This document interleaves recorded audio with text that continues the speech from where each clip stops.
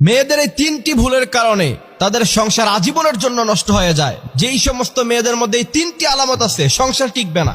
1 বছর 2 বছর 5 বছর পরে হলেও আপনার সংসার নষ্ট হয়ে যাবে। কারণ আল্লাহ সুবহানাহু ওয়া তাআলা নিজে বলছেন, কোরআন আল কারীম থেকে দলিল নেন।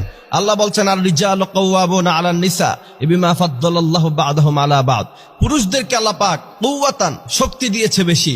এরা মেয়েদের থেকে একটু বেশি আত্মমর্যাদাশীল হয়, মেয়েদের থেকে তাদের শক্তি সামর্থ্য একটু বেশি থাকে সাধারণত। সেই জায়গা থেকে কোনো মেয়ে যদি ভুল ক্রমেও এই তিনটি ভুলের মধ্যে পড়ে যায়, তার সংসার কিন্তু টিকবে না। খুব সাবধান।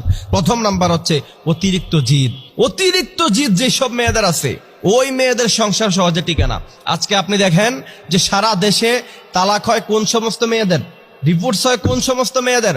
আগেরকার সময়ে আমাদের দাদি, আমাদের নারীরা অনেক কষ্ট সহ্য করে স্বামীর কথা শুনে, স্বামী যেভাবে বলতো তিনারা ওইভাবে চলতেন। স্বামীর উপরে কোনো কথা বলাটাকে তারা মহাপাপ মনে করতেন। এই কারণে তাদের সংসার ভাঙতো না। আপনি সমীকরণ মিলালে দেখতে পারবেন যে আগেরকার সময়ে সংসার টোটালি ভাঙতো না। সংসার ভাঙাটাকে, ডিভোর্স করাটাকে, তালাক হওয়াটাকে মানুষ অনেক জঘন্য বড় অপরাধ মনে করা হতো।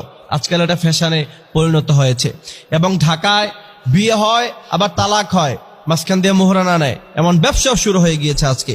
সুতরাং প্রথম নাম্বার যে ভুলের কারণে মেয়েদের ডিভোর্স হয় সবচেয়ে বেশি, সেটা হচ্ছে অতিরিক্ত জেদ। কখনো মেয়েরা দেখাবেন না। দ্বিতীয় নাম্বার হচ্ছে স্বামীর সাথে তর্ক করা। একজন পুরুষ কখনো সে তর্ক পছন্দ করে না। তার স্ত্রীকে সে এমন ভাবে চায় যে তার স্ত্রীকে সে যেটা বলবে তার স্ত্রী সেটাই শুনবে। যদি কোনো মেয়ে স্বামীর সাথে তর্ক করে বেড়ায়, বুঝতে হবে যে ওই মেয়ের সংসার কখনো টিকবে না। এবং এই সমস্যার কারণে কিন্তু সংসার ভেঙে যাচ্ছে। আম্মাজান আয়েশা রাদিয়াল্লাহু তাআলা আনহু বিশ্বনবীর ব্যাপারে হাদিস বলতে গিয়ে বলছেন, বিশ্বনবী সাল্লাল্লাহু আলাইহি সাল্লামের কখন কি প্রয়োজন হতো সেটা বিশ্বনবী বলার আগে আমি নিজে বুঝতাম। সুবহানাল্লাহ। আপনার স্বামীর কখন কি প্রয়োজন হবে, সে কখন কি চায়, সে সেটা বলার আগে যদি আপনি বুঝে যেতে পারেন, তাহলে প্রকৃতপক্ষে আপনি একজন ভালো মানের স্ত্রী। সেই কারণে প্রিয় ভাইয়েরা আমার, তৃতীয় নাম্বার, এটা সামাজিক পর্যায়ে সবাই জানেন, তৃতীয় নাম্বার যে মারাত্মক ভুলের কারণে আপনার সংসার ভেঙে যাবে, মেয়েদের সংসারটা ভাঙে, সেটা হচ্ছে বাবার বাড়ির কুপরামর্শ। মনে রাখতে হবে, বিয়ের পরে সবার আগে সবচাইতে বড় আপন হচ্ছে আপনার স্বামী, এরপরে আপনার বাবা মা।